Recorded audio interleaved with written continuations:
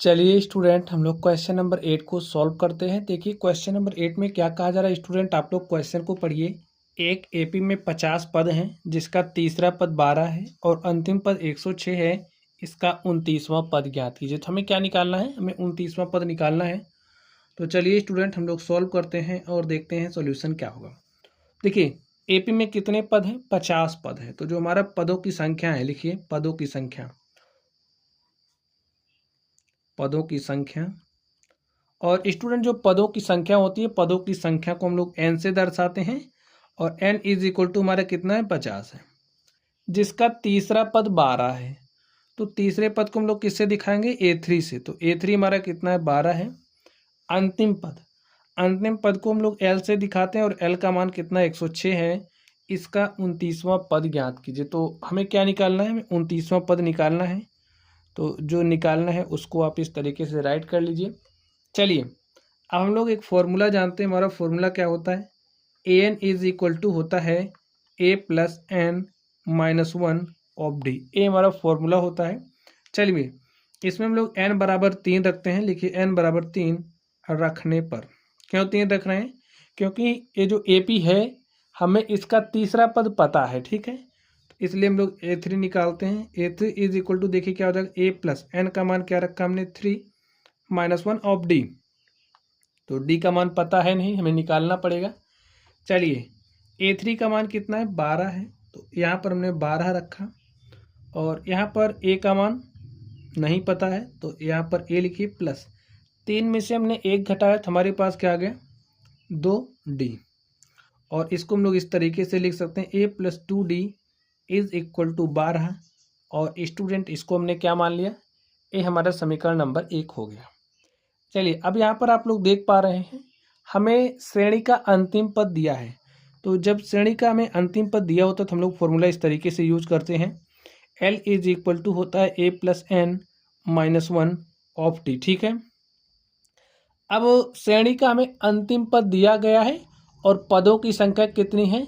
50 है। भाई श्रेणी आप बनाओगे तो ऐसे ऐसे पदों को लिखोगे तो अंतिम पद यहाँ पर कहीं लास्ट में आएगा और ये जो पद हैं, पदों की संख्या को गिनोगे तो आपके पास 50 ये हमें दिया गया है। तो यहाँ पर आप L का मान कितना रखेंगे? 106। ए का मान कितना रखना है? नहीं पता है। N का मान आपको पता है, कितना रखना है? 50 माइनस वन और डी रखिए। यहाँ पर सॉल्व करते हैं इसको। ए प्लस 50 में से हमने 1 घटाया तो हमारे पास क्या आ गया? 49D। और इधर क्या आ गया? 106, ठीक है। चलिए इसको कुछ इस तरीके से लिख सकते हैं, A plus 49D is equal to 106। और स्टूडेंट हम लोग इसको मान लेते हैं समीकरण नंबर 2। समीकरण 1 में से हम 2 को घटा देते हैं, या फिर आप लोग 2 में से 1 घटा दिए, जैसा भी ठीक पड़े। हमारा काम है कि हमें ए को समाप्त करना, ठीक है। और इसको हल करने के लिए हम लोग विलोपन विधि का यूज करेंगे। चलिए लिखते हैं समीकरण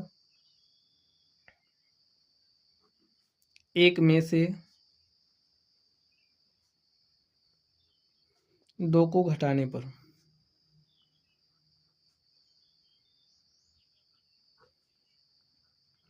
तो एक ए है, घटा दीजिए। A plus 49D is equal to 106। अब भाई घटाना है तो घटाने पर चिन्ह हमारा क्या होता है? बदल जाता है। ए इससे कैंसिल हो गया, माइनस 49D प्लस 2D, तो कितना हो जाएगा? Minus 47D। और यहाँ पर देखिए माइनस 106 प्लस 12 है, घटाइए। 6 में से हमने 2 घटाया तो हमारे पास क्या आ गया? 4। 6 में से 2 घटाया तो 4 आ गया और हमने 10 में से 1 घटाया तो हमारे पास क्या आ गया? 9 आ गया, ठीक है। माइनस 94, देखिए इससे एक कट जाएगा। 47D is equal to 94। और देखिए डी का मान क्या हो जाएगा? 94/47। 47 एक के 47 और 47 दूनी क्या हो जाएगा स्टूडेंट? 94। तो हमारे पास जो हमारा सर्वांतर है, सर्वांतर डी का मान हमारे पास आ गया है 2। अब ये जो सर्वांतर डी आया है, इस डी के मान को हम लोग समीकरण 1 में रखेंगे और ए का मान निकालेंगे। लिखिए डी बराबर 2 समीकरण 1 में रखने पर। तो भाई डी बराबर दो आप समीकरण एक में रखिए, देखिए क्या मिलता है हमें, a+2 इंटू में d का मान क्या रखना है 2, तो यहाँ से आप 2 रख दीजिए, इज इक्वल टू 12। a देखिए 2 से मल्टीप्लाई करेंगे तो 4 हो जाएगा, और यहाँ से a बराबर क्या हो जाएगा, इस 4 को इधर लेकर के आएंगे, 12 - 4, और 12 में से 4 घटाओगे तो कितना आ जाएगा 8।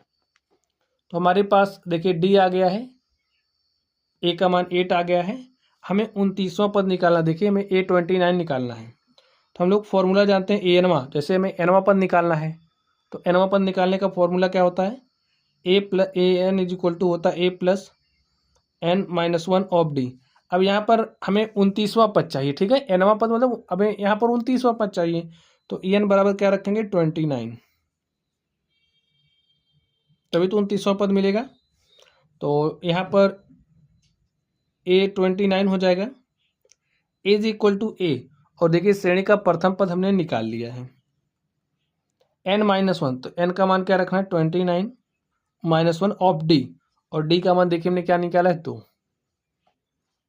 तो सॉल्व कर लीजिए, 8 + 29 - 1 करेंगे तो हमारे पास 28 को मल्टीप्लाई करना है 2 से, तो 8 + 28 दूनी क्या होता है 56, और 56 में स्टूडेंट आप 8 जोड़ोगे तो हमारे पास 64।